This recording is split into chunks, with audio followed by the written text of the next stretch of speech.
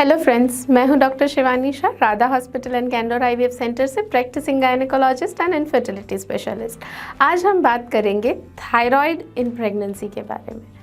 Thyroid gland से होने वाली बीमारी जिसे हाइपोथायरॉयडिज्म या हाइपोथायरॉयडिज्म कहते हैं, ये प्रेगनेंसी में कैसे इफेक्ट करती है। सबसे पहले हम जानेंगे थायराइड ग्लैंड क्या है, कहाँ लोकेटेड है और इसकी क्या फंक्शंस हैं। नॉर्मल फंक्शंस इसके कौन से हैं, इसमें कौन सी बीमारी हो सकती है जिसे कहते हैं हाइपोथायरॉयडिज्म या हाइपोथायरॉयडिज्म। इसके लिए क्या दवाई लेना बहुत कंपलसरी है, और अगर कंपलसरी है तो डोज क्या है, कब तक लेनी चाहिए, टाइमिंग क्या है, दूसरी और कौन सी मेडिसिन के साथ उसे लेनी चाहिए। प्रेगनेंसी पे खास करके फीटस पे उसकी क्या इफ़ेक्ट है, प्रेगनेंसी के बाद फीटस पे और मदर पे उसकी क्या इफ़ेक्ट हो सकती है, कौन सा डाइट हमें प्रेगनेंसी में लेना चाहिए और कुछ एक्सरसाइज और योगा जिससे हम ये कंट्रोल कर सकते हैं। तो सबसे पहले जानते हैं थायराइड ग्लैंड क्या है। इंग्लिश में थायराइड ग्लैंड को कहा जाता है beautiful butterfly in front of your neck. Thyroid gland का आकार एक बटरफ्लाई की तरह होता है जो आपके नेक के फ्रंट में होती है। ये एक ऐसी ग्लैंड है जो इनडायरेक्टली आपके पूरे बॉडी के हॉर्मोन्स को कंट्रोल करती है।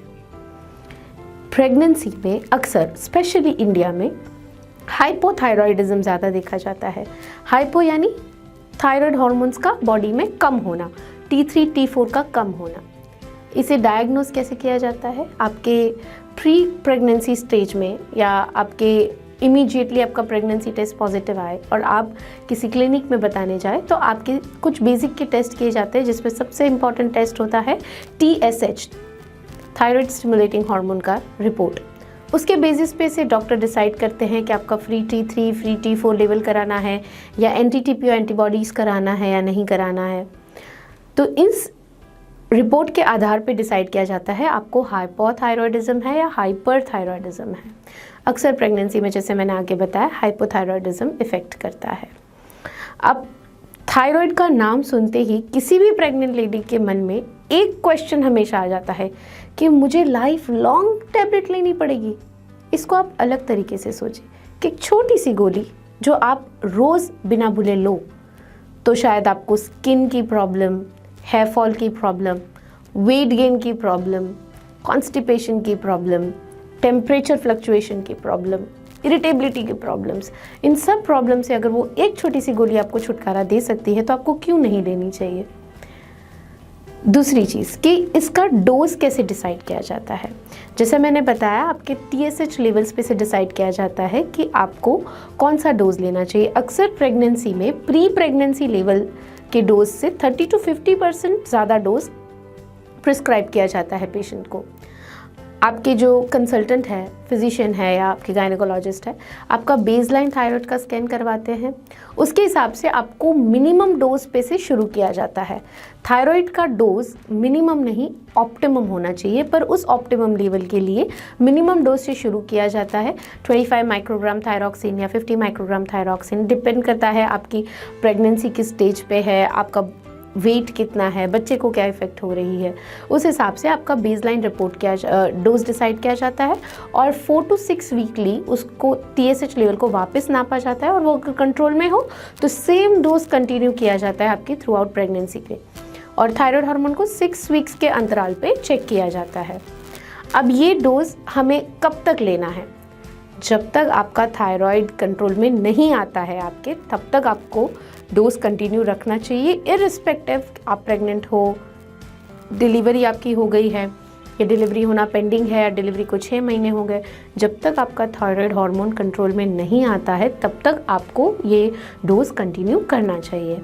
इसे लिया किस समय जाता है, अक्सर डॉक्टर आपको बोलते हैं सुबह उठ के भूखे पेट ये गोली ली जाए। इसका रीज़न ये है कि थायराइड की टैबलेट को अगर आप किसी और फूड या किसी और टैबलेट के साथ मिक्स करते हैं तो उसका एब्जॉर्प्शन रेट घट जाता है। प्रेगनेंसी में थायराइड ऑप्टिमम लेवल पे यानी नॉर्मल लेवल पे मेंटेन करना बहुत ज़रूरी है, क्योंकि इनिशियल पहले 1.5 महीने में आपका थायराइड आपके फीटस के बनते हुए थायराइड को कंट्रोल करता है। तो आपका थायराइड लेवल एकदम कंट्रोल में होना बहुत ज़रूरी है। इसलिए ये स्ट्रिक्ट कहा जाता है कि आप इसे सुबह भूखे पेट लें। भूखे पेट से इसका मतलब है सुबह या रात से इसका कोई मतलब नहीं है। अक्सर हमको कंफर्म होता है कि आप पूरी रात सोए हो तो आपने बीच में कुछ खाया नहीं होगा, आपको मिडनाइट मंचिंग की कोई आदत नहीं होगी, 6 to 7 आवर्स का आपका एम्प्टी स्टमक होगा, तो अगर आप थायराइड की गोली लोगे तो मैक्सिमम डोज आपकी बॉडी को डिलीवर होगा। अब इसको दूसरी कौन सी मेडिसिन के साथ अवॉइड करना चाहिए? एक्चुअली थायराइड के टैबलेट को हर किसी मेडिसिन के साथ अवॉइड करना चाहिए, चाहे वो मल्टीविटामिन ही क्यों ना हो। थायराइड भूखे पेट लीजिए ताकि उसका प्रॉपर एब्जॉर्प्शन हो। किसी भी टैबलेट या फूड से उसका एब्जॉर्प्शन कम हो जाएगा, वो नॉर्मल लेवल में आपकी बॉडी में नहीं पहुंचेगा। और अगर आपकी बॉडी में नॉर्मल थायराइड लेवल मेंटेन नहीं होता है तो आपके फीटस को, आपकी प्रेगनेंसी को भी वो इफ़ेक्ट करता है। दूसरा, अक्सर हम सोचते हैं कि 3 गोलियां दिन में अलग अलग टाइम पे क्यों ले, एक साथ सारी गोली ले ले ताकि हमें टाइम मैनेजमेंट ना करना पड़े, गोलियों को हमें दवाइयां याद ना रखनी पड़े। ये बहुत गलत एटीट्यूड है, क्योंकि थायराइड के साथ अगर आपने कैल्शियम की गोली ली तो उसका एब्जॉर्प्शन नहीं हो पाएगा, आपका थायराइड लेवल मेंटेन नहीं करेगा और आपकी जो प्रेगनेंसी के दरमियान की कंप्लेंट्स है वो बरकरार रहेगी। अब थायराइड की टैबलेट हम शौकियाना तौर पे तो लेते नहीं हैं, ये हमारे बॉडी के लिए बहुत इंपॉर्टेंट हार्मोन है, ये हमें पता है।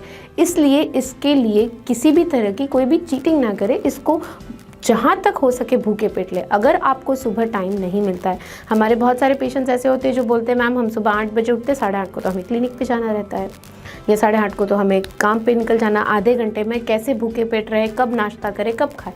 तो ऐसे लोगों को अगर रात को थायराइड लेना है तो रात को 3 या 4 घंटे का फास्टिंग ज़रूरी है। अगर आप रात को 7 बजे खा लेते हो तो आप, और लेट नाइट सोने की आदत हो जो अच्छी नहीं है प्रेगनेंसी में, पर अगर आपको लेट नाइट सोने की आदत हो तो 11-12 बजे आप थायराइड की गोली ले सकते हैं, पर उसका डोज अपने फिजिशियन के पास एडजस्ट करवाना रहेगा।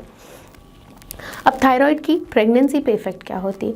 थायराइड, हाइपोथायरॉयडिज्म इनफर्टिलिटी का सबसे बड़ा रीज़न है। कई बार थायराइड की वजह से हमें पीसीओएस या पीसीओडी जैसी तकलीफ़ होती है और इसकी वजह से हमें प्रेगनेंसी कंसीव नहीं हो पाती है। अगर आप अपना थायराइड कभी चेक नहीं करवाते हैं और वो बहुत हाई लेवल पे है, टीएसएच हार्मोन बहुत हाई है, तो हो सकता है आपको प्रेगनेंसी रह के भी मिस हो जाए। मिस्ड अबॉर्शन का भी एक रीज़न होता है हाइपोथायराइड।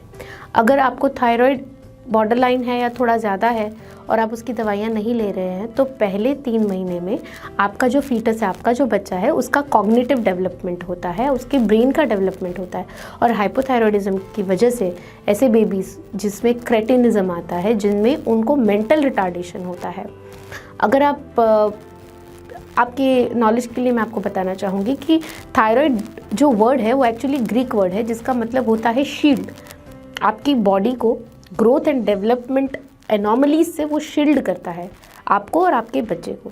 ये थायराइड का मतलब है। तो आप समझ सकते हैं कि उसका शील्डिंग इफेक्ट आपके डेवलपिंग बेबी के लिए कितना ज़रूरी है। थायराइड की वजह से कई बार जब प्रेगनेंसी आगे बढ़ती है तो आपको कॉन्स्टिपेशन रहेगा, आपको इंडाइजेशन रहेगा, एब्जॉर्प्शन नहीं हो पाएगा, न्यूट्रिएंट्स अच्छे से एब्जॉर्ब नहीं हो पाएंगे, जिसकी वजह से जो ग्रोइंग फीटस है, जो बच्चा आपके पेट में बड़ा हो रहा है, उसको न्यूट्रिशन अच्छे से नहीं मिलेगा और हो सकता है उसको IUGR हो या स्मॉल फॉर जेस्टेशनल एज हो, उसका वज़न कम आए, 9 महीना पूरे होने के बाद भी उसका वज़न कम रहे। ऐसी सब प्रॉब्लम्स हो सकती है। अब जानेंगे कि ऐसा कौन सा डाइट प्रेगनेंसी में लिया जाए जिससे थायराइड हार्मोन कंट्रोल रहते हैं। अक्सर हमने सुना होगा कि पीनट्स, मूंगफली के दाने, कैबेज, पूरी कैबेज फैमिली जैसे पत्ता गोभी है, ब्रोकली है, ये सब खाने को मना किया जाता है। सोया आपको खाने के लिए मना किया जाता है। पर अगर ये चीज़ें रॉ ली जाए, अगर कच्ची खाई जाए तो ही नुकसान करती है। अगर इनको पका दिया जाए तो इनके अंदर के ऐसे जो केमिकल्स होते हैं जो थायराइड एब्जॉर्प्शन या थायराइड हार्मोन को कम करते हैं, वो इफ़ेक्ट चली जाती। तो अगर ये चीज़ें पकी हुई है, मूंगफली के दाने खाने हैं और भुनी हुई मूंगफली है, तो इससे नुकसान नहीं होता है।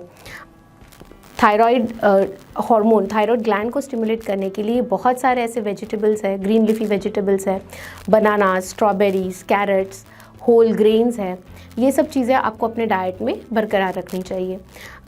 कई बार हम लोग वेट मेंटेन करने के चक्कर में सूप्स एंड सैलड वाली डाइट पे आ जाते हैं और रोटी, चावल, सब्जी ये सब बंद कर देते हैं, तो इसकी वजह से भी थायराइड हार्मोन आपका इम्बैलेंस हो जाता है।